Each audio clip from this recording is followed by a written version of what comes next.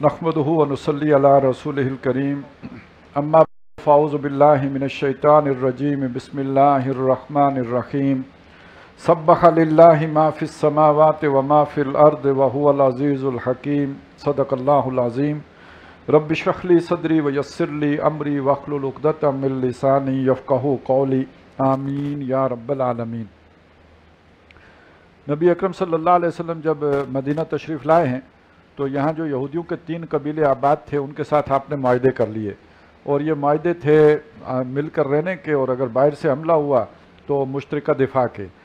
तो उसके बाद जब ग़ज़वा बदर हुआ तो एक कबीला जो उनका बनु कैनका था उसने गद्दारी की, और उसके बाद उन्हें वहाँ से बाहर किया गया, मदीने से उन्हें निकाल दिया गया। फिर 2 कबीले रह गए, एक बनु कुरैज़ा और एक बनु नज़ीर। ये बनु नज़ीर जो थे ये मदीने से मशरक़ी जानिब चंद मील के फासले पर इनके बहुत मजबूत किले थे, किले नमा घर थे, गड़ियाँ थी इनकी बड़ी मजबूत, और यानी दिफा उनका बहुत अच्छा था। और उसके साथ इनके खजूरों के बागात भी थे, आसूदा हाल खुशहाल सरमायादार मालदार लोग थे। ग़ज़वा उहद के दौरान इन्होंने शरारतें उस दौरान भी की हैं, और बाद में नबी अकरम सल्लल्लाहु अलैहि वसल्लम को अपने तौर पे इन्होंने कत्ल करने की भी कोशिश की है।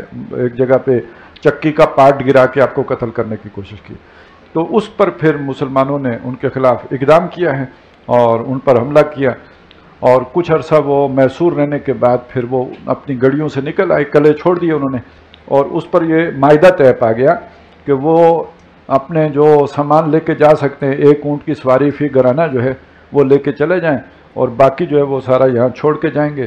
तो उन्होंने अपने घर फिर खुद अपने हाथों से उखाड़ कर, और सामान जो भी सारा था वो सवार जो है ऊँटों पे लादते थे, और मदीना से वो निकल गए, सारे बाहर हो गए। तो इस सूरह मुबारक के शुरू में इस वाक़े का जिक्र है, और फिर उसी के ज़ैल में फिर कुछ एक तो वो मुनाफिकीन के तर्ज़ अमल का जिक्र है, क्योंकि ये बड़ा पुराना कबीला था, वहाँ रहता था, उनके साथ इनके ताल्लुक़दारियाँ थीं, और उस हवाले से उन्होंने बजाय ईमान के तकाज़ों को पूरा करने के अपनी साबका दोस्तियों के तकाज़ों को मुक़द्दम रखा। वो उनके इस तर्ज़ अमल पर उनकी गिरफ्त की गई है। और दूसरी बात यह कि फिर इसी के ज़ैल में कुछ अहकाम दिए गए हैं माल फ़ै के बारे में। ये एक नई चीज़ थी, इससे पहले माल गनीमत का जिक्र तो मिलता है, माल फ़ै का जिक्र नहीं मिलता है। फ़र्क इसमें यह है कि माल गनीमत तो हुआ है कि जो जंग के दौरान आपको मिले, जो फ़ौजी अपने साथ लेके आए हों, जंगजू लोग अपने साथ लेके आए हों, वो माल गनीमत है।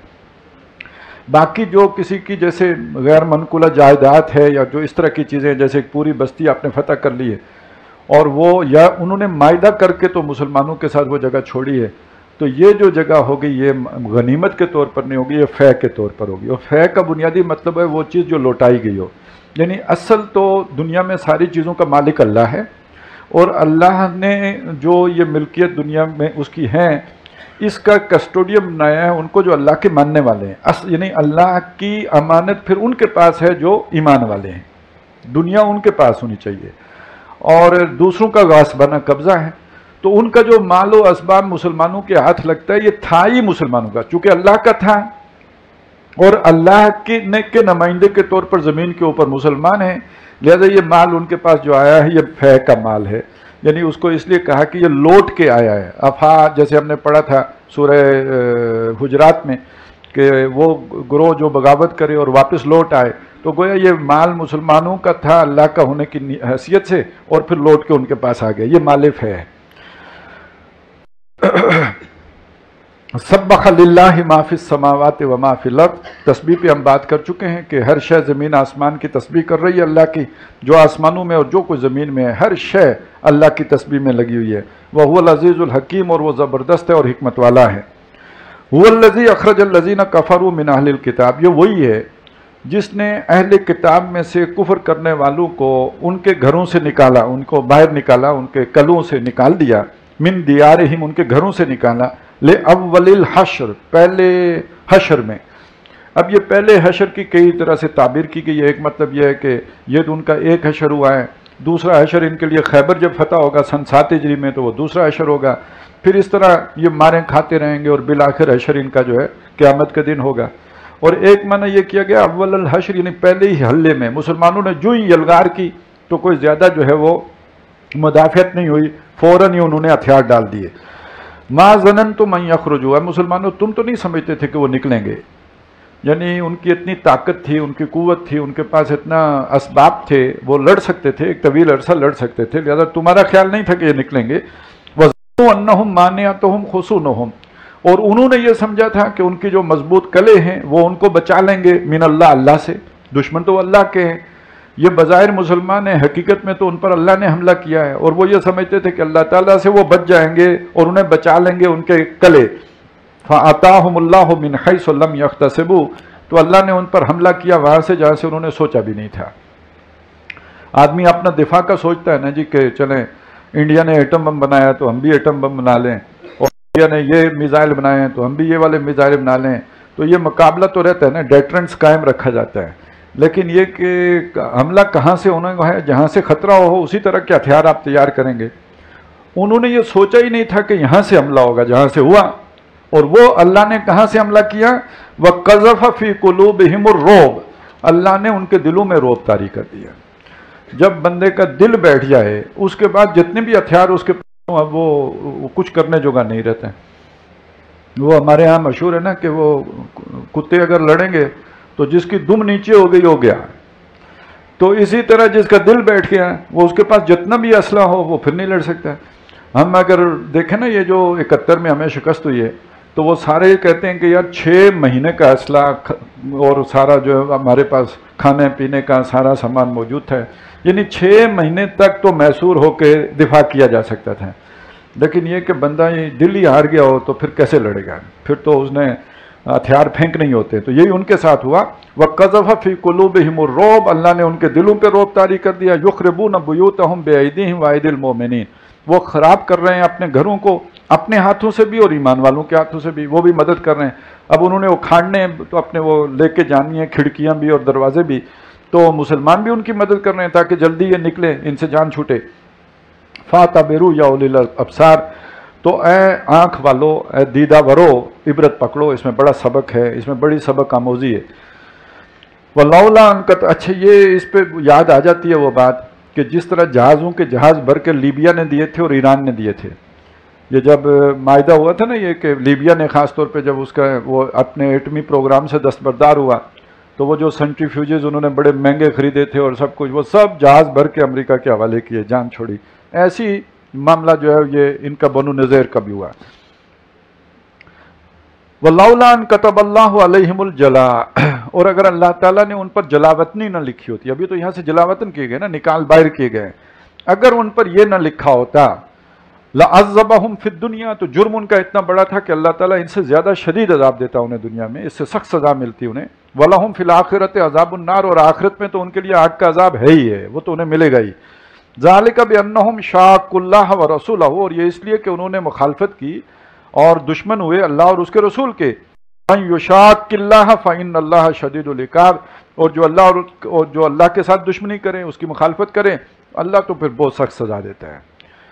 اور ہم بھی اللہ سے لڑائی کی حالت میں ہیں.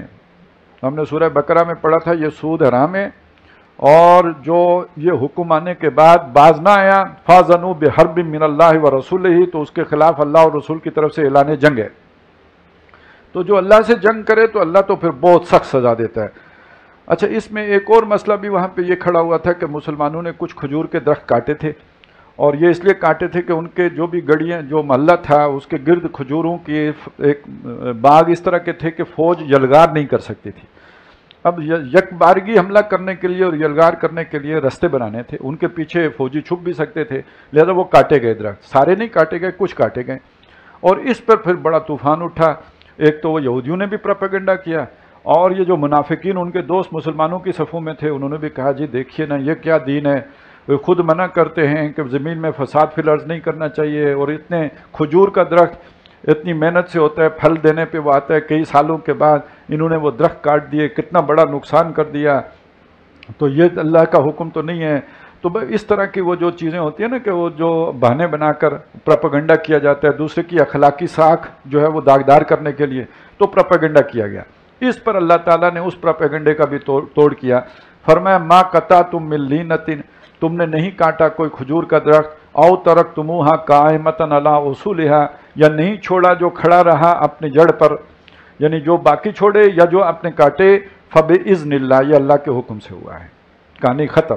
اب تم اللہ کو اخلاق سکھاؤ گے، اسے بتاؤ گے کیا اچھے اعلیٰ اخلاق ہے اور کیا گھٹیا اخلاق ہے، اور کیا جو ہے وہ اچھی بات ہے اور کیا بلو دا بیلٹ ہے، یہ تم اللہ کو سکھاؤ گے۔ واللہ یخزی الفاسقین، اور یہ اس لیے اللہ نے کیا تاکہ فاسق لوگ جو ہیں اس سے ان کو رسوا کرے۔ جو آدمی درخت لگاتے ہیں نا، درخت سے بڑی محبت ہوتی ہے، جب قلم لگاتے ہیں وہ جب وہ جو ہری ہوتی ہے اس سے ایک جو اطمینان ہوتا ہے، پھر وہ بڑھتی ہے، وہ تو اپنا بیٹا بھی اگر اس کو ہاتھ لگائے تو بندہ دل کرتا ہے ہاتھ توڑ دوں اس کا۔ تو جنہوں نے اتنے پالے پوسے جوان کیے، ان کے سامنے جب وہ درخت کاٹے گئے ان کے دل پر کیا گزری ہوگی؟ تو اللہ تعالیٰ نے انہیں ذلیل کرنے کے لیے یہ کیا۔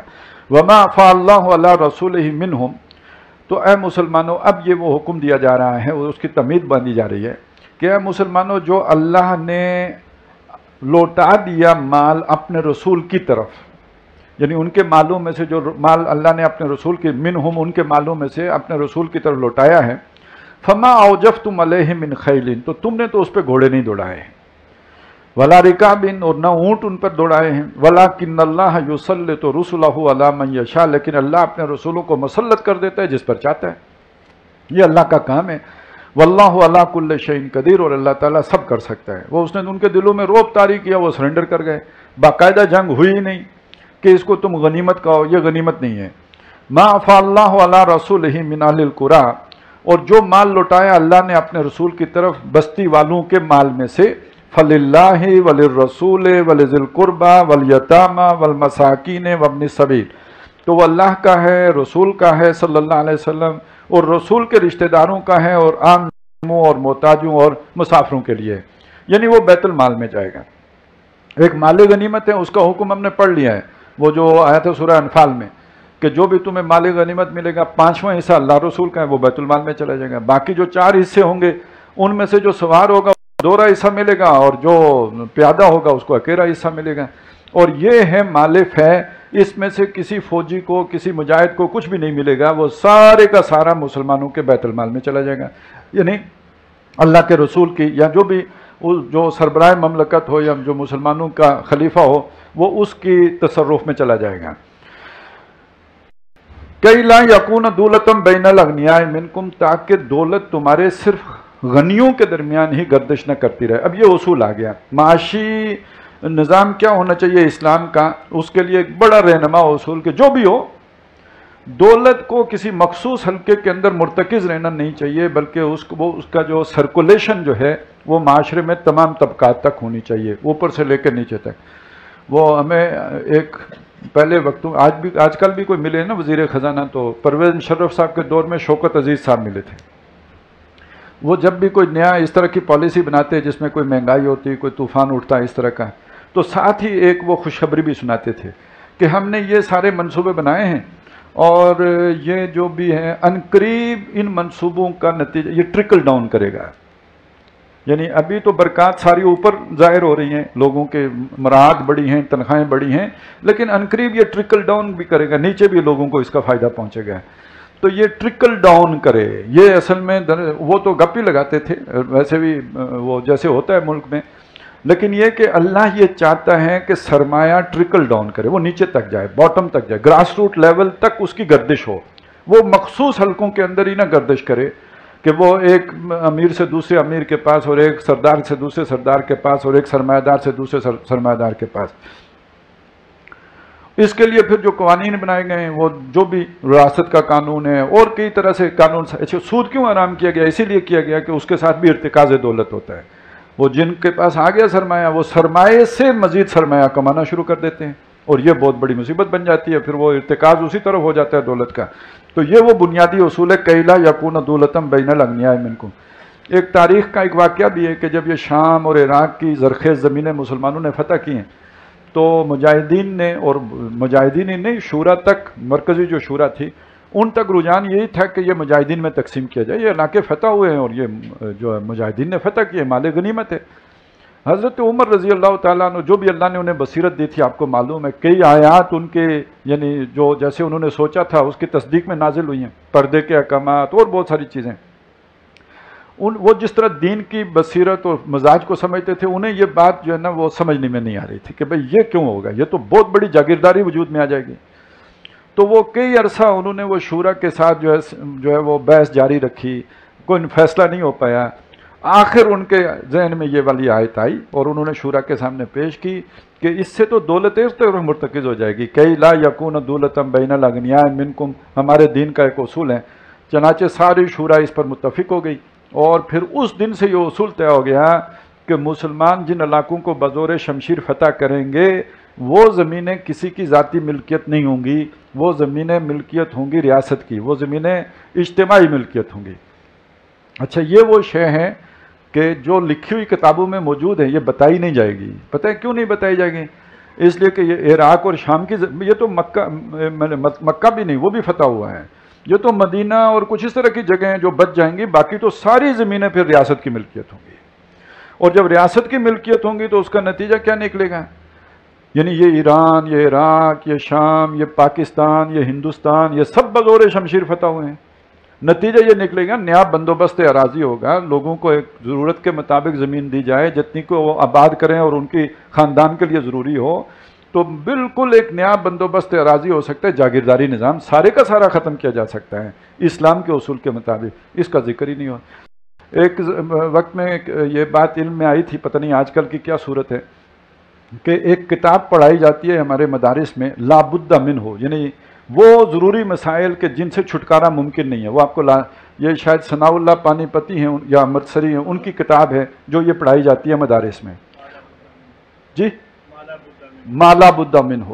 اور یہ وہ کتاب ہے جس میں وہ ضروری مسئلے جو بھی عالم دین ہے جو کسی مسجد میں ہے اسے معلوم ہونے چاہیے، کیونکہ لوگ یہ مسئلے پوچھتے ہیں، وہ انہوں نے سارے مسئلے اس میں لکھے اور زمین کے مسائل ہی نہیں لکھے، اور اس کی وجہ یہ لکھی کہ زمین، ہندوستان کی ساری زمینیں خراجی ہیں، یہاں عشر کے مسائل لکھنے کی ضرورت ہی نہیں ہے۔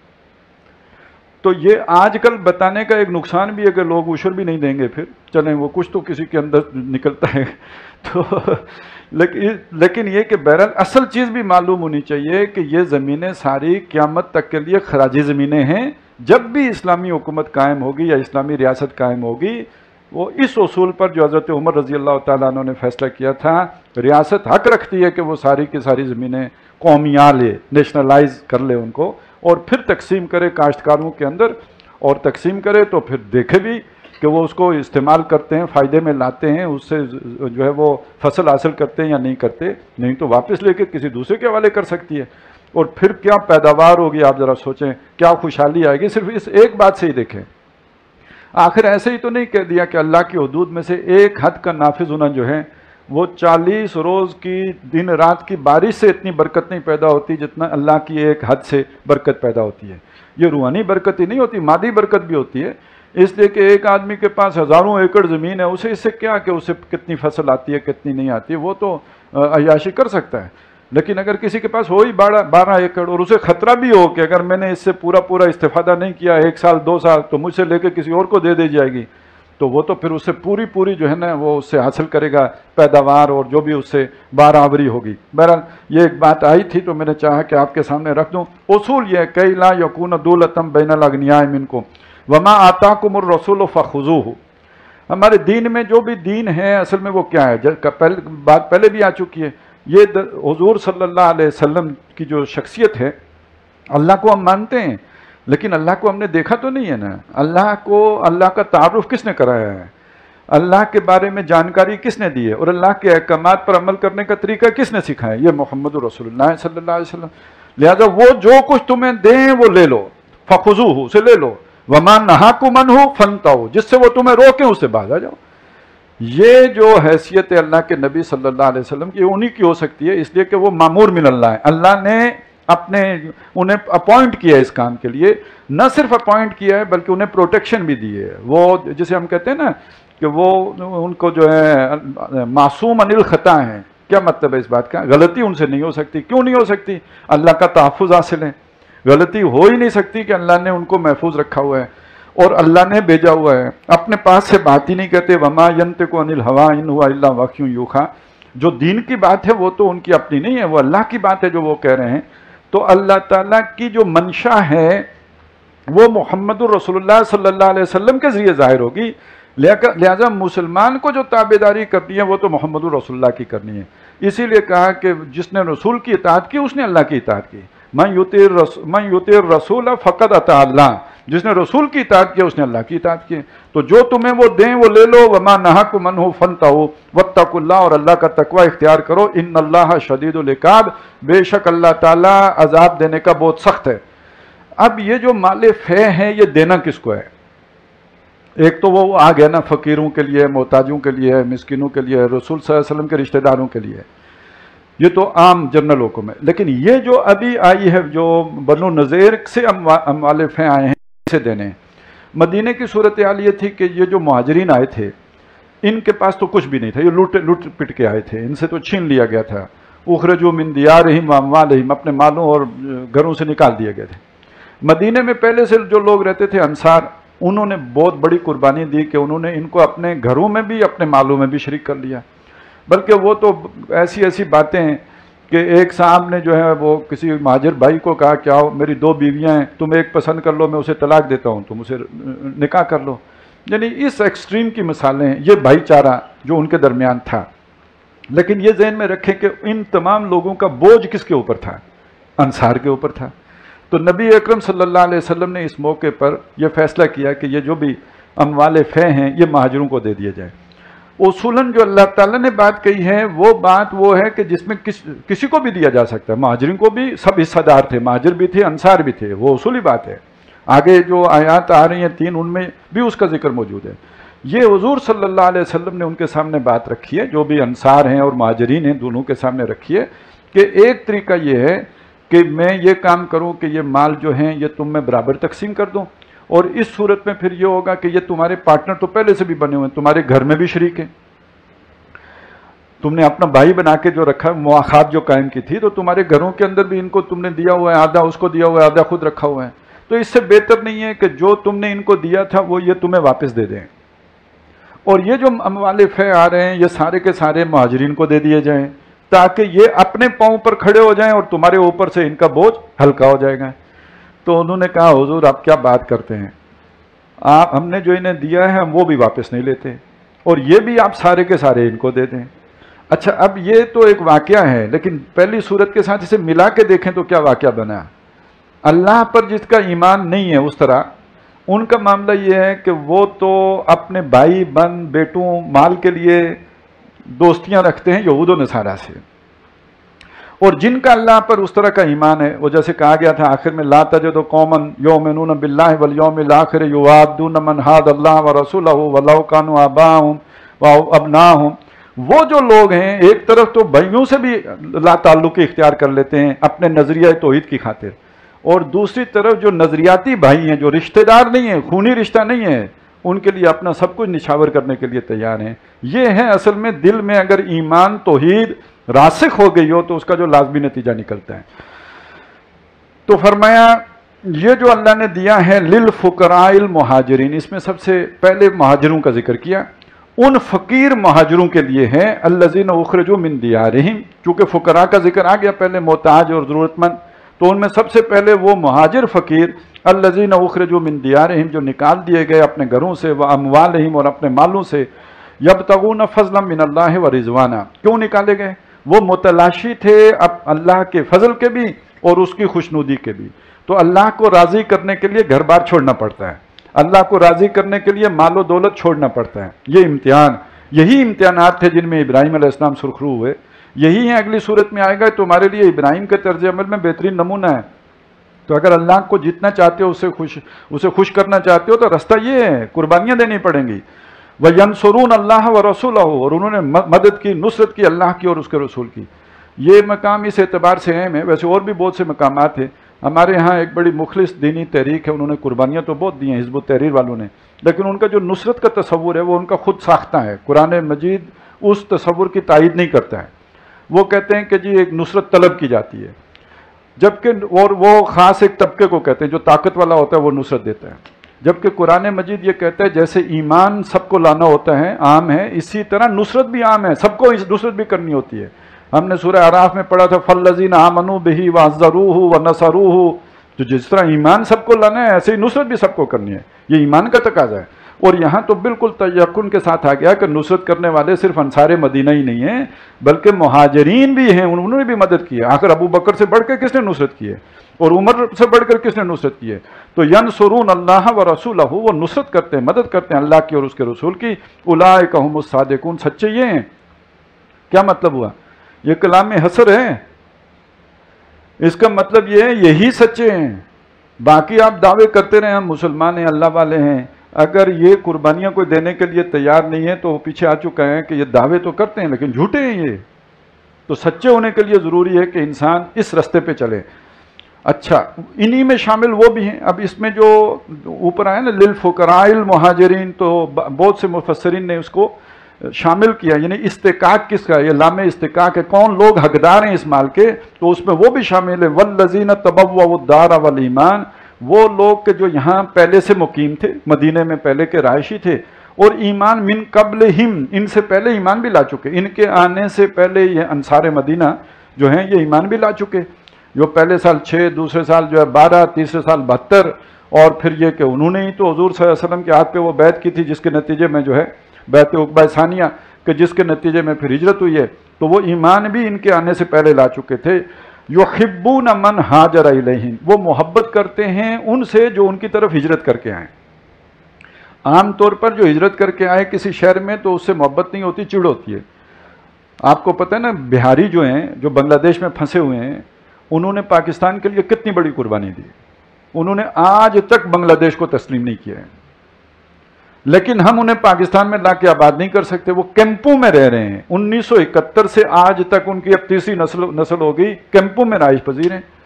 کیوں ہیں؟ بنگالی انہیں قبول نہیں کرتے۔ کیوں نہیں کرتے؟ انہوں نے بنگال نہیں قبول کیا۔ ہم انہیں کیوں نہیں لا کے بسا سکتے کہ ہمارا کوئی شہر کے کوئی باسی، نہ سندھی تیار ہے، نہ پنجابی تیار ہے، نہ بلوچی تیار ہیں کہ ان کو اکوموڈیٹ کریں؟ تو یہ کسی کو لا کے اپنے علاقے میں بسانا کوئی آسان کام تو نہیں ہے۔ لیکن وہ مدینے والے انہوں نے ان مہاجرین کو، اچھا فرق تو ہوتا ہے نا تہذیب میں، تمدن میں، تھوڑا بہت کوئی دھوتی پہننے والا ہو، کوئی شلوار پہننے والا ہو، ایک دوسرے کو آوازیں تو کیسی دیتے ہیں، اور کوئی چاول کھانے والا ہوتا ہے، کوئی روٹی کھانے والا ہوتا ہے، اس پہ بھی لوگ باتیں کر دیتے ہیں۔ لیکن یہ محبت کا پیدا ہو جانا ایسا، یحبون من ہاجر الیہم، وہ محبت کرتے ہیں ان سے جو ان کی طرف ہجرت کر کے آئیں۔ ولا یجدون فی صدورہم حاجۃ مما اوتوا، اور جو کچھ انہیں دیا جائے وہ اپنے اندر اس کے بارے میں کوئی تنگی محسوس کرتے ہیں۔ ہوتا تو یہ ہے کہ اگر کسی کو اپنا بھی حق ملے تو دوسرے کو حسد ہو جاتا ہے۔ یہاں جو ان کو مل سکتا تھا ان کی جگہ ان کو دے دیا جائے تو ان کے دلوں میں کوئی تنگی نہیں ہوتی، انہیں کوئی اس سے جو ہے وہ جلن نہیں محسوس ہوتی۔ وَيُؤْثِرُونَ عَلَىٰ أَنفُسِهِمْ، وہ کیوں اپنے اوپر ان کو ترجیح دیتے ہیں۔ میں نے آپ کو بتا دیا نا، گھر آدھے کر کے دے دیے، بیوی دینے کے لیے بندہ تیار ہو گیا، کاروبار آدھے کر کے دے دیے، اور جو ایکسٹریم کی مثال ہے وہ تو وہ ہے مرتے وقت آدمی کو کیا ہوش ہوتا ہے، زخم ایسا لگا ہوا ہے جس سے جان جا رہی ہے، اور جب ایک جوان آدمی کی زخم سے جان جا رہی ہو تو اس کی پیاس کی شدت کا اندازہ لگائیں۔ اور ایسے میں اگر وہ پیاسا ہے اور پیاس پانی مانگ رہا ہے، اور جب پانی اس کے لبوں کے قریب آتا ہے تو اس کے کانوں میں بھائی کی آواز آتی ہے کہ میں بھی پیاسا ہوں، وہ کہتا ہے مجھے چھوڑو، اس کو پانی پلا دو۔ اور یہ بالکل آخری ٹائم ہے، وہ 3 آدمیوں سے ہو کے جب واپس آتا ہے تو وہ بھی مر چکا ہوتا ہے، اس کے پاس آتا ہے تو یہ بھی جان جانے آفرین کے سپرد کر چکا ہوتا ہے۔ یعنی ان حالات میں بھی اپنے اوپر دوسروں کو ترجیح دینے والے، یؤثرون علی انفسہم ولو کان بہم خصاصہ، خود کتنے ضرورت مند ہی کیوں نہ ہو، اپنی روٹی دوسرے کو دینے والے، اپنا پانی دوسرے کو دینے والے، اپنا حصہ دوسرے کے لیے ایثار کرنے والے۔ اب آپ مجھے بتائیں نا، دنیا کا کوئی اور آئیڈیالوجی، کوئی اور بت جو جوڑنے کے لیے بنایا گیا ہو، وہ یہ محبت پیدا کر سکتے ہیں؟ رنگ بڑی شے ہے، لوگ رنگ کی بنیاد پہ قومیں بن جاتی ہیں، زبان کی بنیاد پہ بنتی ہیں، نسل کی بنیاد پہ بنتی ہیں، لیکن کیا ان کے آپس میں اختلافات نہیں ہوتے؟ کیا ان کی پھر وہ یعنی اس حد تک تو نہیں ہوتا کہ جی اپنی چیز دوسرے کو دے دو؟ یہ صرف توحید یہ چیز پیدا کر سکتی ہے۔ اس کی جڑیں انسان میں اتنی گہری ہیں، اس کی فطرت میں اتنی گہری ہیں کہ وہ جب اندر اترتی ہے تو اس کا یہ جتنے بھی لالچ ہیں، جو دنیا کی محبت کے رضائع، یہ سارے اس سے دور ہو جاتے ہیں، فنا ہو جاتے ہیں۔ تو اصل تو تزکیہ یہ ہے بھائی، یہ کوئی خاص قسم کی جو ہے لائٹیں دیکھنا اور کوئی خاص قسم کی کیفیات کا طاری ہو جانا، میں پہلے بھی کہہ چکا ہوں یار، وہ تو آپ سامری کو دیکھیں جسے فرشتہ بھی نظر آتا تھا، آخر کوئی چیز تو اس نے بھی پیدا کر لی تھی نا اپنے اندر۔ کتنے ہندو جوگی ہیں کہ جنہوں نے بڑی، جسے ہم روحانیت کہتے ہیں، وہ روحانیت کی طرح شیطنت ہوتی ہے، اور وہ اس میں انہوں نے بڑے اونچے مقام بنا لیے ہوتے ہیں۔ اصل جس تزکیے کی قرآن مجید بات کرتا ہے کہ دنیا اور مافیا کی اہمیت آدمی کی نگاہ سے نکل جائے، ختم ہو جائے، وہ اس کا سب سے بڑا ثبوت یہ یُؤْثِرُونَ عَلَىٰ أَنفُسِهِمْ وَاللَّهُ كَانَ بِهِمْ خَصَاصًا وَمَنْ يُوقَ، اب دیکھیے وہ بات آ گئی، وَمَنْ يُوقَ شُحَّ نَفْسِهِ، جو اپنے جی کے لالچ سے بچا لیا گیا، اس کے اندر سے تکبر نکل گیا، لالچ نکل گیا، ارج ٹو پوزس نکل گئی، میں ہر چیز کو سمیٹنے کا جو جذبہ ہوتا ہے وہ اس کے اندر سے نکل گیا، فَأُولَٰئِكَ هُمُ الْمُفْلِحُونَ، وہ تو کامیاب ہو گیا۔ فلاح کا اصل مطلب ہوتا ہے نا، جیسے آپ نے کسی شے کی جو اوپر کے سخت خول ہے نا، اس کو پھاڑ کر اس کے اندر سے گری نکال دی ہو۔ فلاح ہوتا ہے، کاشتکار بھی ہوتا ہے، وہ جو سینے چیرتا ہے زمین کا، تو جیسے اخروٹ کے اندر گری ہے کتنے کام کیا، لیکن اوپر جو اس کا خول ہے وہ کتنا مضبوط ہے، اسے توڑو گے تو اندر سے گری نکلے گی۔ بادام کی گری نکالنے کے لیے توڑنا پڑے گا، فلاح پھر نکلے گا۔ اسی طرح سمجھ لیجئے انسان کی گری اس کا روح ہے، اس کے اوپر یہ جو لالچ کا خول ہے، حسد کا خول ہے، بغض کا خول ہے، کثرت حاصل کرنا مال و اولاد میں اس کا خول ہے، یہ کیا شے توڑے گی؟ یہ قرآن توڑے گا۔ آگے آ جائے گا لو انزلنا ھذا القرآن علی جبل لرأیتہ خاشعا متصدعا من خشیۃ اللہ، جو پہاڑ توڑ سکتا ہے نا، یہ آپ کا یہ خول توڑے گا۔ اور جب قرآن تزکیہ کرتا ہے تو پھر انسان اس جی کے لالچ سے پاک ہو جاتا ہے۔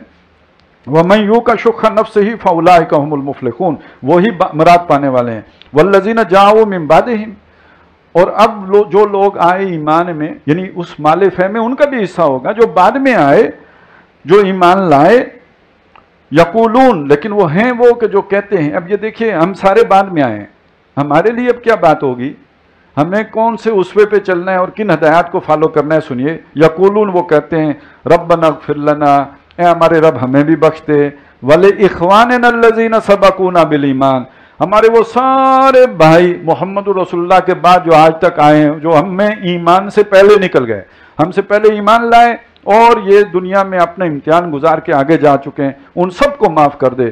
وَلَا تَجْعَلْ فِي قُلُوبِنَا، اور مت رکھ ہمارے دلوں میں غلن، کوئی دشمنی، کوئی بیر، کوئی کدورت، کوئی کسی کے بارے میں بدگمانی، للذین آمنوا، ان لوگوں کے لیے کہ جو ایمان لائے ہیں، ربنا انک رؤوف الرحیم، اے ہمارے رب تو بہت ہی نرمی کرنے والا اور بڑی مہربانی کرنے والا ہے، تو ہمارے دلوں کو اپنے ان مسلمان بھائیوں کے عیب سے اور ان کے ساتھ کدورت رکھنے سے اور بیر رکھنے سے پاک کر دے۔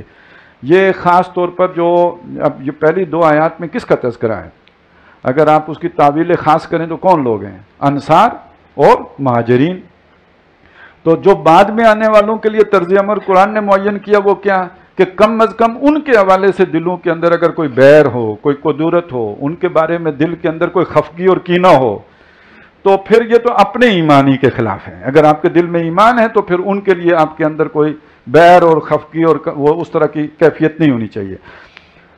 الم تر الی الذین نافقوا یقولون لاخوان، اب اس کے برعکس دیکھیے، ایمان والوں کا رویہ تو یہ ہے، بالکل کھول کے واضح کر کے بتا دیا، اور اس کو اگر آپ جوڑ کے دیکھیں سورہ مجادلہ کے ساتھ، کہ اگر سگا بھائی، باپ، بیٹا بھی اور قبیلہ بھی اس طرح اللہ اور اس کے رسول کے ساتھ تعلق نہیں رکھے ہوا جیسے یہ ہے، تو وہ اس کے ساتھ دوستی نہیں رکھتے، دلی تعلق نہیں رکھتے۔ دنیا کا نباہ اور بات ہے، ماں باپ مشرک بھی ہوں تو ان کے ساتھ سلوک اچھا کرنا چاہیے، قرآن مجید میں وَصَاحِبُهُمَا فِي الدُّنْيَا مَعْرُوفًا، یہ ایک علیحدہ بات ہے، لیکن ایک دلی محبت ہوتی ہے، کسی کے ساتھ ایک دلی عقیدت ہوتی ہے، وہ دلی احترام، دلی محبت، دلی عقیدت ان کے ساتھ نہیں رکھتے، اور اس کے مقابلے میں جو نظریاتی بھائی ہیں ان کے ساتھ رکھتے ہیں۔ تو اہل ایمان کا تو طرز عمل یہ ہے، اور ذرا ان کا طرز عمل دیکھو جن کا آگے ذکر ہو رہا ہے، جو منافق ہیں۔ الم تر الی الذین نافقوا، کیا آپ نے نہیں دیکھا ان لوگوں کی طرف جو منافق ہیں، یقولون، وہ کہتے ہیں لاخوانہم، اپنے بھائیوں سے، الذین کفروا، وہ بھائی جو کافر ہیں، من اہل الکتاب، اور اہل کتاب میں سے ہیں، یعنی وہی بنو نذیر کے جو جن کے بارے میں مسلمان سوچ رہے تھے کہ اب ان کو یہاں سے نکال باہر کریں۔ ظاہر مشاورت ہوتی ہے، سوچ و بچار ہوتی ہے، غور و فکر ہوتی ہے، ان کو خبریں تو ملنی شروع ہو گئی ہوں گی کہ اب اقدام ہونا ہے بنو نذیر کے خلاف، لہٰذا انہوں نے اپنی جو ان کی شرارتیں تھیں وہ شروع کر دیں۔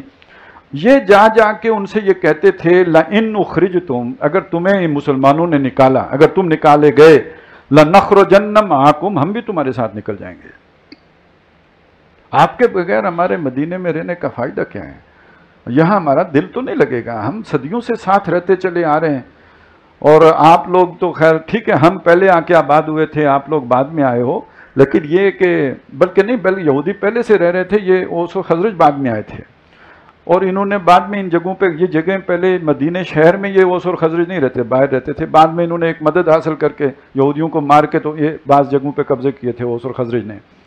تو ہماری تو پرانے آباء و اجداد سے تعلقات چلے، یہ نئے لوگ آ کے ہمارے درمیان بیر پیدا کر رہے ہیں، ہم ان کا ساتھ دیں، ہم آپ کا ساتھ دیں گے، لئن اخرجتم، اگر تم نکالے گئے، لنخرجن معکم، اور اگلے الفاظ سنیے، ولا نطیع فیکم احدا ابدا، آپ کے معاملے میں کبھی کسی کی اطاعت نہیں کریں گے۔ کیا مطلب ہے؟ محمد رسول اللہ کی اطاعت نہیں کریں گے، وہ بے شک کہتے رہے، ہم ان کی نہیں مانیں گے، ہمارا اور آپ کا بڑا پرانا یارانہ ہے، پرانا جگری ہمارا ساتھ ہے، تو ہم آپ کے ان تعلقات جو بزرگوں کے دور سے چلے آ رہے ہیں ان کی قربانی نہیں دے سکتے۔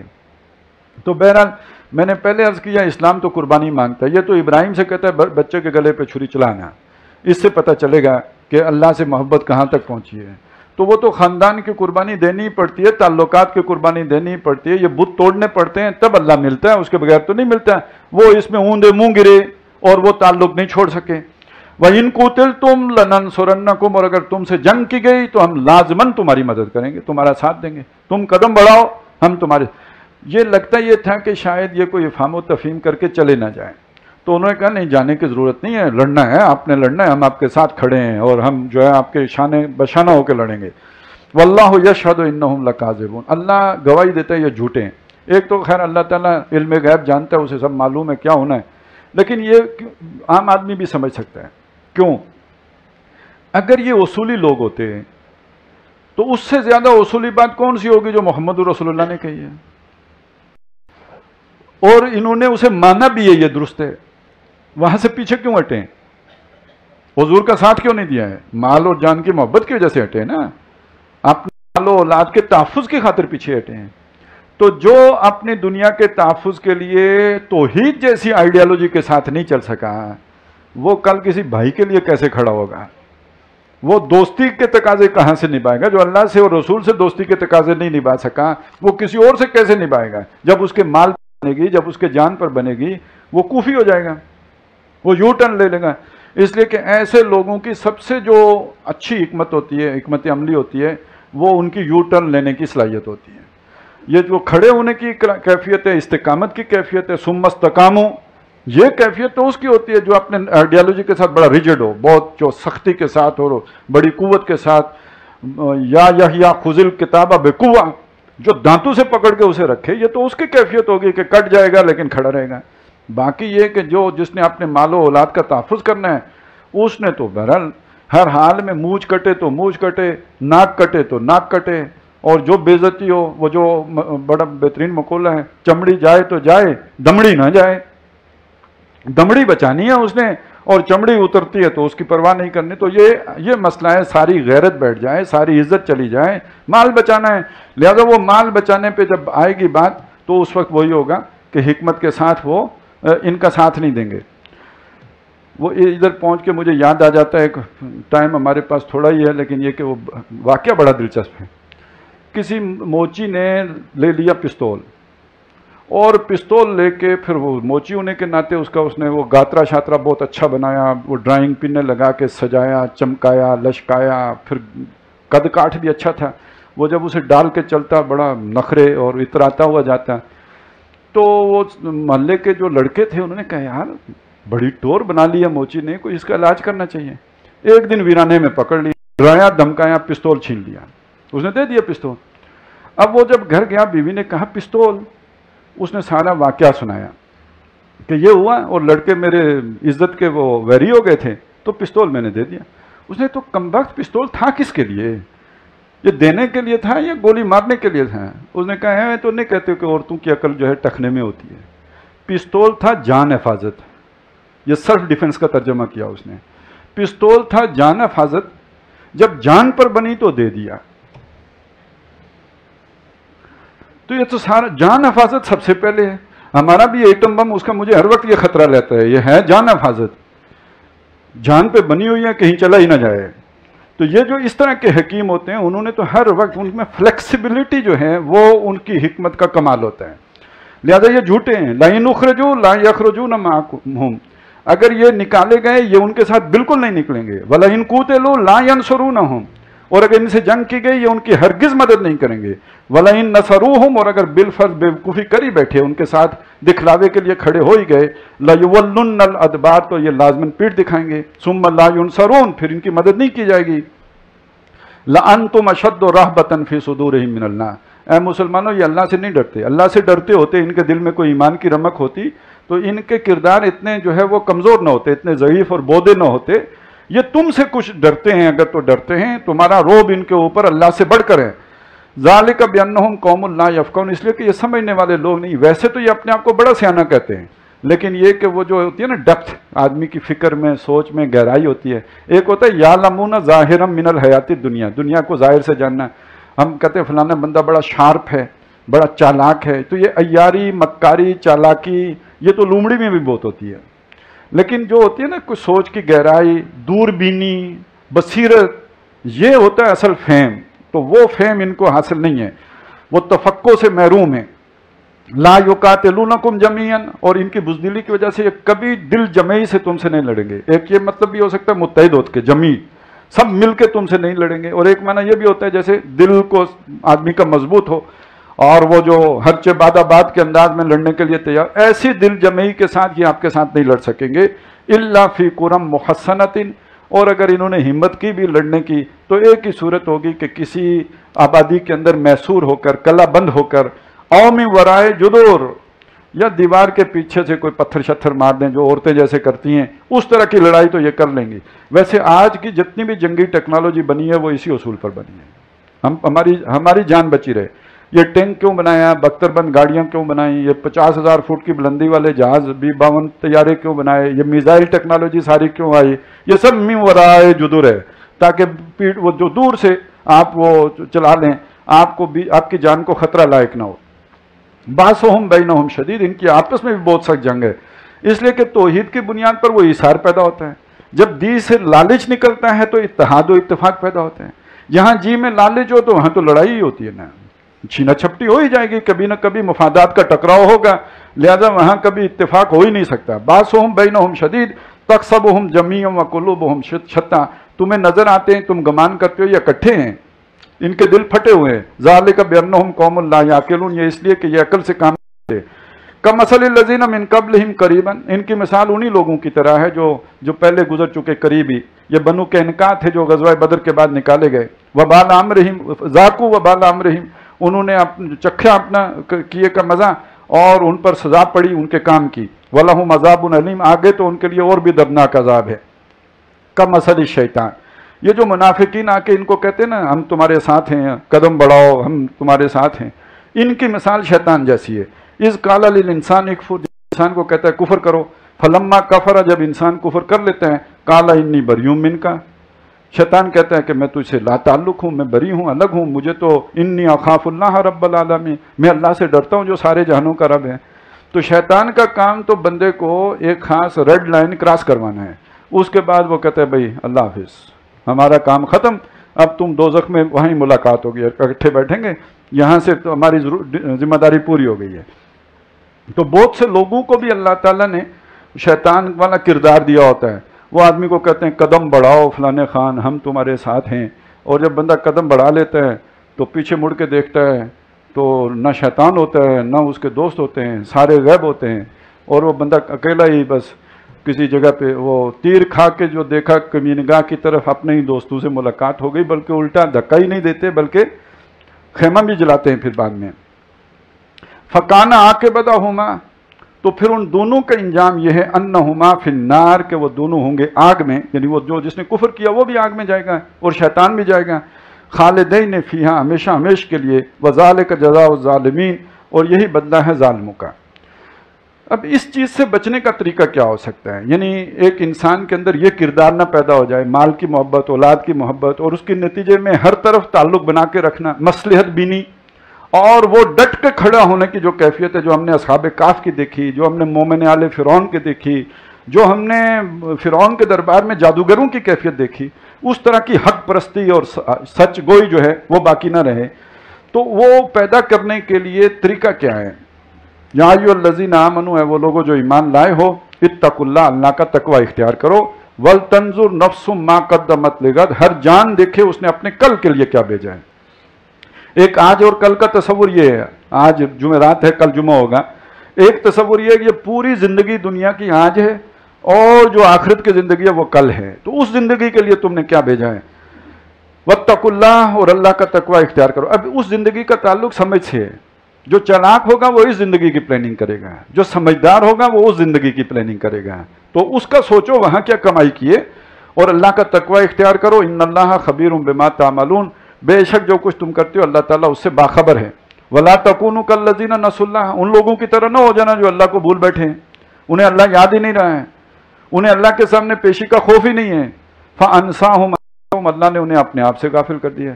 ज़ाहिर है पेट से कोई नहीं गाफिल होता, या जिन से गाफिल होता है, मतलब ये कि अपनी खुदी से गाफिल हो गए, अपने आप से गाफिल हो गए, अपने आला अखलाक से गाफिल हो गए।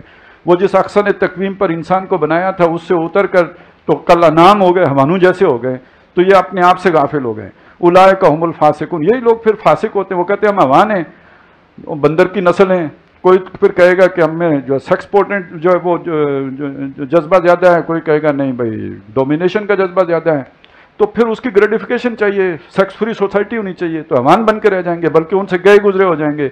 इसी से फिर लिबरलिज्म आएगा, फिर फासिक हो जाएंगे। उलाइका हुमुल फासिकून, ये फासिक हैं। ला यस्तवी अस्हाबुन नार व अस्हाबुल जन्नह, तो वो जो कल हैं वहाँ दो ही ग्रोह होंगे, एक जन्नत वाले होंगे, एक दोजख वाले होंगे। ये आपस में बराबर नहीं होंगे, जो हो ही नहीं सकते बराबर। अस्हाबुल जन्नत हुमुल फाइजून, ये जो जन्नत वाले हैं ये होंगे मराद पाने वाले, कामयाब होने वाले। लौ अंजलना हाजल कुरान अला जबलिन, अब ये देखिए ये सारा जो भूले हुए हैं अपने आप को, अपने आप से गाफिल हैं, क्यों? उनके ऊपर जो खोल है वो बड़ा मजबूत चढ़ा हुआ है। वो खोल तोड़ने वाली शे कुरान है। लौ अंजलना हाजल कुरान अला जबलिन, इसकी कुव्वत देखो कितना ताकतवर है, कितना बड़ा एटम बम है कि अगर हमने इसे पहाड़ पे इसकी उसको उतारें,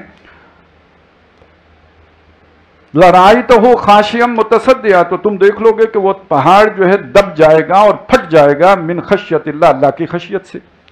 अच्छा बस ज़्यादा वक्त तो नहीं लूँगा, लेकिन इतना बात ज़हन में रखिए कि हमने सूरह आराफ में पढ़ा था, जब मूसा अलैहिस्सलाम ने अल्लाह से कहा मैं आपको देखना चाहता हूँ, तो अल्लाह ने कहा मैं अपनी तजल्ली पहाड़ पर डालता हूँ, अगर ये अपनी जगह पे कायम रहा तो फिर तू मुझे देख लेगा। जब तजल्ली डाली पहाड़ रेजा रेजा, यही हो गया, खाशियम मुतसद्दिया हो गया। तो गोया जो तजल्ली रब का असर है वही असर इस अल्लाह के कलाम का भी है, ये उसकी अजमत है। वतिलकल अमसालो, और ये मिसालें हैं, नज़रिबुहा लिन्नास, जो हम बयान करते हैं लोगों के लिए, लअल्लहुम यतफक्करून, ताकि वो गौर व फिक्र करें कि ये तुम्हारा खोल जो है जिसने तुम्हें दुनिया की मोहब्बत में गिरफ्तार करके रखा है, इसको तोड़ने वाली शय कुरान के अलावा और कोई नहीं है। और ये खोल जब टूट जाता है, इंसान की अंदर क्या कैपेबिलिटीज़ हैं जो अल्लाह ने रखी हैं, क्या पोटेंशियल है उसका, उसके अंदर कितनी इस्तेदाद है और क्या सलाहियतें हैं, किस अक्सन तकवीम पर इंसान बनाया गया है। हमने पढ़ा फितरतुल्लाह हिल्लती फतरन्नास अलैहा, इंसान की फितरत वही है, जो अल्लाह की फितरत वही है जिस पर उसने इंसान को बनाया है। अब अल्लाह ताला अपने कुछ औसाफ बयान कर रहा है, जिसका मतलब है कि अगर हमारे ऊपर से वो छिलड़ी उतर जाए, वो खोल निकल जाए और अंदर से जो गिरी निकलेगी, उस गिरी में इन औसाफ की एक झलक होगी जो आगे आ रहे हैं। इनका एक परतो होगा, इसका एक अक्स होगा, इसलिए कि हमारे अंदर जो रूह फूंकी गई है वो तो अल्लाह ने उसे अपनी तरफ निस्बत दी है। वह नफक तो फी में रूखी हुवल्लाहुल्लज़ी ला इलाहा इल्ला हु, अल्लाह वो है जिसके सिवा कोई माबूद नहीं है, किसी की बंदगी नहीं है, कोई हाकिम नहीं है, कोई मोहब्बत के लायक नहीं है, कोई हाजत रवा नहीं है। आलिमुल गैब व शहादा, वो छुपे और जाहिर सबको जानने वाला, जो हमारे लिए छुपा और जाहिर है, अल्लाह के लिए तो सब जाहिर ही जाहिर है। वह हुवर रहमानुर रहीम, वो बहुत ही मेहरबान भी है, न्यायत रहम करने वाला भी है। हुवल्लाहुल्लज़ी ला इलाहा इल्ला हु, वो अल्लाह वो है जिसके सिवा कोई माबूद महबूब मकसूद मतलूब नहीं है, मालिक हाकिम कोई नहीं है। अल मलिकुल कुद्दूस सलामुल मोमिनुल मुहैमिनुल अजीजुल जब्बारुल मुतकब्बिर, वो बादशाह है, ऐसा बादशाह जो पाक है, पाक ज़ात है, सलामती वाला सालिम है, मोमिन अमन देने वाला है, मुहैमिन पनाह देने वाला है, अल अजीज जबरदस्त, अल जब्बार दबाव वाला, अल मुतकब्बिर अजमत वाला, वो बुलंद बाला, सुबहान अल्लाह अम्मा युशरिकून। ये जो उसके साथ शरीक ठहरा रहे हैं और जो कुछ बयानात दे रहे हैं उससे वो बहुत बुलंद बाला है। वल्लाहुल खालिक बारिउल मुसव्विर, अल्लाह वो है कि जो खालिक है, बारी है, मुसव्विर है। یہ تخلیق کے 3 درجے ہیں. ویسے تو ایک ہی لفظ اس پہ کبھی تخلیق کا آ جاتا ہے، کبھی فاطر کا آ جاتا ہے، کبھی بدا کا آ جاتا ہے، بدیع السماوات والارض، لیکن یہ 3 علیحدہ علیحدہ جب اسے کریں گے تو اس میں سب سے پہلے تو ایک ہوتا ہے نا آپ کے ذہن میں ایک خیال آیا، پھر اس خیال کا ایک آپ نقشہ بناتے ہیں، اسے باہر نکال کے کاغذ پہ ڈرائنگ بناتے ہیں، پھر اس کے کی طرح جو ہے نا آپ ایک سٹرکچر کھڑا کرتے ہیں. تو وہ جو پہلے ایک آئیڈیا کی تخلیق ہے اس کا تعلق خالق کے ساتھ ہو گیا. اس کو جب آپ نے کوئی ایک پیپر کی صورت دے دی، اسے نکال باہر لایا، تو یہ اب ایک جو ہے نا وہ باری کا تصور ہے، نکال باہر کھڑا کرنے والا. اور پھر مصور، تصویر کشی، نقشہ کشی کرنا، یعنی اس کو ایک نقشے کی صورت میں، ایک ڈھانچے کی شکل میں، ایک سٹرکچر کی شکل میں کھڑا کر دینا. تو یہ جو پوری کائنات ہے، سب سے پہلے یہ تو اللہ کا ایک خیال میں آئے جو وہ چیز بنی، پھر اس نے جیسے چیزیں الفاظ میں آتی ہیں تو الفاظ کی صورت میں ڈیزائن ہوئی، اور پھر یہ پروجیکٹ منتقل ہوا، اور پھر اس کی تکمیل ہوئی ہے، تدبیر امر ہوئی ہے، اور یہ ہمارے سامنے یہ آسمان اور زمین اور یہ ساری مخلوقات ساری موجود ہے. یہ 3 مراحل ہو گئے اس کے. تو وہی ہے، خالق بھی، باری بھی، مصور بھی. لہو الاسماء الحسنی، تمام اچھے نام اسی کے لیے ہیں. یسبح لہ ما فی السماوات والارض، اور اس کی تسبیح کرتی ہے ہر وہ شے جو کہ آسمانوں میں اور جو زمین میں ہے. وہو العزیز الحکیم، اور وہ زبردست ہے اور حکمت والا ہے. یہ اب جو اگلی صورت آ رہی ہے سورہ ممتحنہ، اس کے بھی شروع میں ایک واقعہ ہے، اور وہ یہ کہ ایک صحابی تھے حضرت حاطب بن ابی بلتع، اور یہ بزرگ آدمی تھے، بدری صحابی ہیں، بدر میں شرکت کی تھی انہوں نے، لیکن فتح مکہ کے موقع پہ ان سے ایک غلطی ہو گئی. اور اس سے یہ بتانا مقصود ہے کہ بہرحال یہ جو اولاد ہے اور جو بھی مال ہے، اس کی محبت، اس سے جو بالکل بیگانے نہیں ہوتے اچھے لوگوں کے دل بھی، ان سے بھی غلطی ہو سکتی ہے. مومن کا کام کیا ہے کہ غلطی کا اعتراف کر لینا بجائے جھوٹ بولنے کے، اپنی غلطی تسلیم کر لینا، اللہ کی جناب میں توبہ طائب ہونا. وہ یہ تھا کہ جب صلح حدیبیہ توڑ دی مشرکین نے، تو نبی صلی اللہ علیہ وسلم نے پروگرام بنایا کہ ہم نے اب مکہ پہ حملہ کرنا ہے، لیکن اس کی خبر انہیں نہ لگے، تاکہ وہ تیاری کریں گے تو پھر لڑائی ہوگی. تو آپ نے خبروں کی بندش کر دی. یہ جو صحابی تھے انہوں نے سوچا کہ ان کے بال بچے سارے مکے میں تھے، انہوں نے سوچا کہ میں کچھ ان کو خبر کر دوں تو کم از کم وہ اس کے بدلے میں، اس احسان کے بدلے میں میرے بیوی بچوں کا خیال کریں گے. تو انہوں نے خط لکھ دیا. تو اللہ تعالیٰ نے وحی کے ذریعے نبی صلی اللہ علیہ وسلم کو بتا دیا. آپ نے حضرت علی اور ان کے ساتھ کچھ لوگوں کو بھیجا کہ فلاں جگہ پہ ایک عورت ہوگی، اس کے پاس ایک خط ہوگا، وہ لے کے واپس آؤ. بہرحال وہ کافی تگ و دو کے بعد انہوں نے وہ خط حاصل کیا، واپس آئے تو پتہ چلا یہ حاطب بن ابی بلتع کا لکھا ہوا خط ہے. بعض لوگ غصے ہوئے کہ ان کا جو تو بہت بڑی غداری کا کام ہے جو انہوں نے کیا ہے، لیکن حضور نے فرمایا کہ اسے کچھ نہ کہو، یہ بدری ہیں، اللہ تعالیٰ نے ان کو معاف کیا ہے. تو بہرحال اس میں بات وہی ہوئی نا کہ غلطی ہو سکتی، یعنی وہ آئیڈیل تو وہ ہے جو بتا دیا ہمارے سامنے آ گیا. لا تجد قوما یؤمنون باللہ والیوم الآخر یوادون من حاد اللہ. لیکن یہ کہ غلطی کا امکان رہے گا، کسی سے بھی ہو سکتا، لیکن وہ دائمی نہیں ہونا چاہیے. مستقل سوچ بن گئی تو نفاق ہو گیا. وقتی طور پر کسی بر بنائے تباہ بشری اپنی اولاد کی وجہ سے کوئی آدمی ٹھوکر کھا گیا تو وہ اس کو سنبھلنے کا بہرحال اللہ نے توبہ کا دروازہ کھلا رکھا ہے. بسم اللہ الرحمن الرحیم، یا ایھا الذین آمنوا، لیکن اسی کے نتیجے میں وہ رہنمائی بھی مل گئی. اے وہ لوگوں جو ایمان لائے ہو، لا تتخذوا عدوی وعدوکم اولیاء، مت بناؤ میرے دشمنوں کو اور اپنے دشمنوں کو اپنا دوست.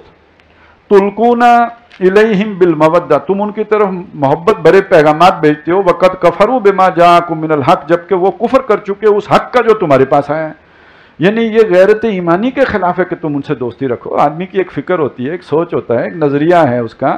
اس نظریے کے جو مخالف لوگ ہیں ان کے ساتھ دلی دوستی رکھنا یہ تو خود اس کی اپنی غیرت کے خلاف ہے، اس کے لیے بے غیرتی کا مقام ہے.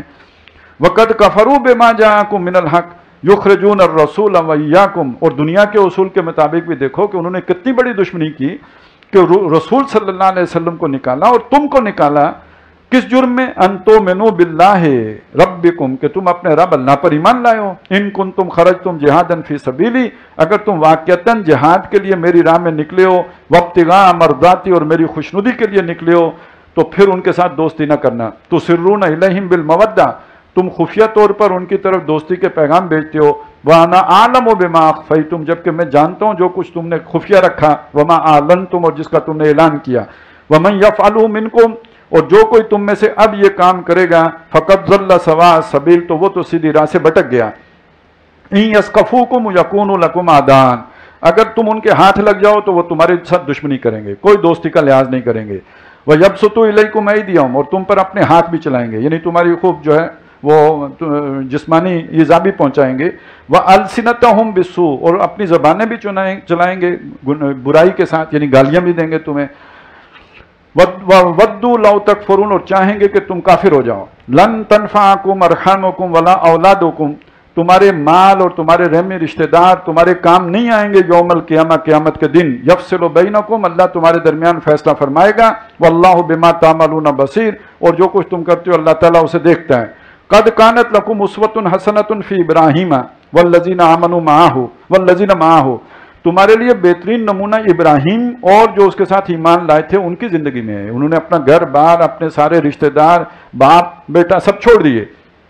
اذ قالوا لقومہم، جب انہوں نے اپنی قوم سے کہا، انا براء منکم ومما تعبدون من دون اللہ، ہم اعلان لا تعلقی اور بیزاری کرتے ہیں تم سے بھی اور جن کو تم اللہ کو چھوڑ کر پوجتے ہو ان سے بھی، کفرنا بکم، ہم تمہارے منکر ہیں، انکار کرنے والے ہیں، وبدا بیننا وبینکم العداوۃ والبغضاء ابدا، اور ہمارے اور تمہارے درمیان ہمیشہ کے لیے دشمنی اور بیر پیدا ہو گیا ہے، حتی تؤمنوا باللہ وحدہ، جب تک کہ تم اللہ اکیلے پر ایمان نہ لاؤ، اللہ قول ابراہیم لابیہ، اس میں ایک استثناء ہے جو ابراہیم نے اپنے جو والد صاحب سے کہا تھا، لا استغفرن لک، کہ میں آپ کے لیے استغفار کروں گا، وما املک لک من اللہ من شیء، باقی میں اللہ سے آپ کے لیے کوئی اختیار تو نہیں رکھتا، لیکن میں ایک دعا اللہ سے ضرور کروں گا، ربنا علیک توکلنا والیک انبنا والیک المصیر، اے ہمارے رب ہم نے تیرے اوپر ہی بھروسہ کیا، تیری ہی طرف رجوع ہوئے اور تیری ہی طرف لوٹ کے آنا ہے، ربنا لا تجعلنا فتنۃ للذین کفروا، اے ہمارے رب ہمیں ان لوگوں کے لیے جنہوں نے کفر کیا فتنہ نہ بنا، یعنی ہم کمزور ہیں، ہماری کمزوری کی وجہ سے وہ جو ہے ہماری جو تو انہیں آزما رہا ہے اور وہ ہم پر اپنا ظلم آزما رہے ہیں، تو ہمیں ان کے لیے فتنہ نہ بنا، واغفر لنا، ہمیں بخش دے، ربنا ہمارے رب، انک انت العزیز الحکیم، بے شک تو زبردست ہے اور حکمت والا ہے، لقد کان لکم فیہم اسوۃ حسنہ، بے شک اس میں تمہارے لیے بہترین طرز عمل ہے، یعنی اس عمل میں تمہارے لیے بہترین طرز عمل ہے، لمن کان یرجو اللہ والیوم الآخر، لیکن یہ اس سے فائدہ اور استفادہ وہ اٹھائے گا جو آخرت پر اور اللہ پر ایمان رکھتا ہو، باقی کے لیے کہانیاں ہیں، ثواب کمائے گا لیکن عمل تو وہ کرے گا جو اسے پسند ہوگا، تو جو آخرت پر اور اللہ پر ایمان رکھتا ہوگا اس کے لیے اس میں بہترین نمونہ ہے، وَمَن يَتَوَلَّ فَإِنَّ اللَّهَ هُوَ الْغَنِيُّ الْحَمِيدُ، اور جو کوئی منہ پھیرے گا تو بے شک اللہ تعالیٰ ہی ہے بے پرواہ اور تمام تعریفوں کے قابل، عَسَى اللَّهُ أَن يَجْعَلَ بَيْنَكُمْ وَبَيْنَ الَّذِينَ عَادَيْتُم مِّنْهُم مَّوَدَّةً، امید ہے کہ عنقریب اللہ تعالیٰ تمہارے اور جن لوگوں کے درمیان دشمنیاں ان میں محبت پیدا کر دے گا، یعنی یہ جنگ کیوں تھی؟ آزمائش کے لیے تھی، عین ممکن ہے کہ اب یہ آزمائش ختم ہو جائے اور تم دوست ہو جاؤ، واللہ قدیر، اللہ سب کر سکتا ہے، واللہ غفور الرحیم، اللہ بخشنے والا مہربان ہے، لا ینہاکم اللہ عن الذین لم یقاتلوکم فی الدین، اللہ نے دوستی کرنے سے تمہیں منع نہیں کیا ان لوگوں سے جنہوں نے دین کے معاملے میں تم سے جنگ نہیں کی، وَلَمْ يُخْرِجُوكُم مِّن دِيَارِكُمْ، جنہوں نے تمہیں تمہارے گھروں سے نہیں نکالا، أَن تَبَرُّوهُمْ، کہ تم ان سے دوستی کرو، وَتُقْسِطُوا إِلَيْهِمْ، اور ان سے اچھا برتاؤ کرو، إِنَّ اللَّهَ يُحِبُّ الْمُقْسِطِينَ، اللہ تعالیٰ انصاف کرنے والوں سے محبت کرتا ہے، انما ینہاکم اللہ عن الذین قاتلوکم فی الدین، اللہ تمہیں منع کرتے ہیں ان لوگوں سے جنہوں نے دین کے معاملے میں تم سے جنگ کی، وَأَخْرَجُوكُم مِّن دِيَارِكُمْ، اور تمہیں تمہارے گھروں سے بے دخل کیا، وَظَاهَرُوا عَلَىٰ إِخْرَاجِكُمْ، اور تمہارے نکالنے میں انہوں نے مدد کی، أَن تَوَلُّوهُمْ، ان سے منع کرتا ہے کہ ان سے دوستی اگر تم کرو، وَمَن يَتَوَلَّهُمْ، اور اب بھی اگر کوئی ان سے دوستی کرے گا، فَأُولَٰئِكَ هُمُ الظَّالِمُونَ، تو وہ ظالم ہوگا، یا ایھا الذین آمنوا، اے وہ لوگوں جو ایمان لائے ہو، اذا جاءکم المؤمنات مہاجرات، جب تمہارے پاس وہ ایمان والی عورتیں ہجرت کر کے آئیں، فامتحنوہن، تو ان کا امتحان لو، انہیں جانچ پرکھ لو وہ واقعی ایمان لائی ہیں یا کوئی اور معاملہ ہے، اللہ عالم بایمانہن، باقی اللہ ان کے ایمان سے خوب واقف ہے، فَإِنْ عَلِمْتُمُوهُنَّ مُؤْمِنَاتٍ، پھر اگر تم جان لو کہ وہ ایمان والیاں ہیں، فَلَا تَرْجِعُوهُنَّ إِلَى الْكُفَّارِ، تو انہیں کافروں کی طرف واپس مت بھیجو۔ یہ سمجھ لیجئے کہ مسئلہ کیا ہے، مسئلہ یہ ہے کہ صلح حدیبیہ میں یہ طے ہو گیا تھا کہ اگر مکے سے کوئی بندہ ہجرت کر کے مدینے آئے گا ایمان لا کر، تو مسلمانوں پر لازم ہے کہ اسے واپس کریں، اب اس میں کچھ اگر مسلمان عورتیں آئی ہیں تو ایک نیا مسئلہ پیدا ہو گیا، اور وہ بہرحال اس معاہدے کے الفاظ میں وہی جیسے قانونی شکیں ہوتی ہیں، وہ مردوں کا سیگا تو موجود تھا اور عورتوں کا سیگا ہی نہیں تھا، لہذا اللہ تعالیٰ نے کہا کہ عورتیں واپس نہیں کرنی ہیں، لا ہن حل لہم، اس لیے کہ یہ ان کے لیے حلال نہیں ہے، ولا ہم یحلون لہن، اور نہ وہ ان کے لیے حلال ہیں، وآتوہم ما انفقوا، البتہ یہ کہ زیادتی نہیں کرنی، انہوں نے جو ان کے مہر وغیرہ دیے ہوئے ہیں وہ ان کو دے دو مسلمانوں تم، ولا جناح علیکم ان تنکحوہن اذا آتیتموہن اجورہن، ان کو ان کے مہر واپس دو کہ ان کے ساتھ نئے مہروں کے ساتھ اگر تم نکاح کر لو گے تو اس پر تم پہ کوئی گناہ نہیں ہے۔ ولا تمسکوا بعصم الکوافر، اسی طرح جو تمہارے جن کی عصمت تمہارے ہاتھ میں ہے، جو عورتیں کافر ہیں، وہ بھی اب تم تھام کے نہ رکھو، یعنی اپنی کافر عورتوں کو مکے بھیج دو۔ وَسَأَلُوا مَا أَنفَقْتُمْ، اور جو تم نے خرچ کیا ہوا ہے تمہارے جو مہر ہیں وہ ان سے مانگ لو۔ وَلْيَسْأَلُوا مَا أَنفَقُوا، اور انہیں چاہیے جو ان کی عورتیں ایمان لا کے ادھر آ جائیں ان کے مہر وہ مانگ لیں۔ ذَلِكُمْ حُکْمُ اللَّهِ، یہ اللہ کا حکم ہے، يَحْكُمُ بَيْنَكُمْ، جو تمہارے درمیان فیصلہ کرتا ہے۔ وَاللَّهُ عَلِيمٌ حکیم، اور اللہ تعالیٰ علم والا حکمت والا ہے۔ وَإِنْ فَاتَكُمْ شَيْءٌ مِّنْ أَزْوَاجِكُمْ، اور اگر تم میں تمہاری بیویوں میں سے کوئی تمہارے ہاتھ سے نکل جائے، مطلب بیوی چلی گئی اور جو اس کا مہر تھا وہ کافر دینے کے لیے تیار ہی نہیں، وہ کہتے ہم نہیں دیتے، تو پھر کیا کرو؟ الکفار، کفار کی طرف چلی گئی۔ فعاقبتم، تو جب تمہاری باری لگے ادھر سے کوئی ادھر آئے، فآتوا الذین ذہبت ازواجہم، تو اب ان کافروں کو ان کا مہر دینے کی بجائے جس کی بیوی چلی گئی تھی وہ تم اس کو دے دو، مثل ما انفقوا، جتنا کہ انہوں نے خرچ کیا ہو۔ واتقوا اللہ الذی انتم بہ مؤمنون، اور اللہ کا تقوی اختیار کرو جس پر تم ایمان رکھتے ہو۔ یا ایھا النبی، و نبی صلی اللہ علیہ وسلم، اذا جاءک المؤمنات، جب آپ کے پاس ایمان والی عورتیں آئیں، یبایعنک، آپ سے بیعت کرنے کے لیے، الا اللہ یشرکن باللہ شیئا، یہ بیعت ہوگی کہ اگر وہ یہ کہیں کہ وہ شرک نہیں کریں گی اللہ کے ساتھ کسی کو، ولا یسرکنا، نہ چوری کریں گی، ولا یزنینا، نہ بدکاری کریں گی، ولا یقتلن اولادہن، نہ اپنی اولاد کو قتل کریں گی، ولا یاتین ببہتان یفترینہ بین ایدیہن وارجلہن، اور نہ وہ کوئی ایسا طوفان گڑھ کے لائیں گی اپنے ہاتھوں اور پاؤں کے سامنے سے، ولا یعصینک، یعنی کسی پر الزام نہیں لگائیں گی، ولا یعصینک فی معروف، اور نہ ہی معروف میں آپ کی نافرمانی کریں گی، فبایعہن، تو ان سے بیعت کر لیجئے، واستغفر لہن اللہ، اور اللہ سے بھی ان کے لیے استغفار کیجئے، ان اللہ غفور الرحیم، بے شک اللہ تعالیٰ بخشنے والا مہربان ہے۔ اب آخر میں جو بات جہاں سے شروع سے چلی تھی کہ کافر لوگوں سے دوستی نہ کرو، کنکلوڈ بھی اسی پہ کیا، یا ایھا الذین آمنوا، اے وہ لوگوں جو ایمان لائے ہو، لا تتولوا قوما غضب اللہ علیہم، مت دوستی کرو اس قوم کے ساتھ جس پر اللہ کا غضب ہوا ہے، قد یئسوا من الآخرہ، وہ آخرت سے بالکل مایوس ہیں، کما یئس الکفار من اصحاب القبور، جیسے کہ کافر لوگ قبر والوں کے بارے میں سوچتے ہیں کہ یہ دوبارہ نہیں جئیں گے، اسی طرح وہ اللہ کی رحمت سے مایوس ہیں۔ بارک اللہ لی ولکم فی القرآن العظیم ونفعنی وإیاکم بالآیات والذکر الحکیم۔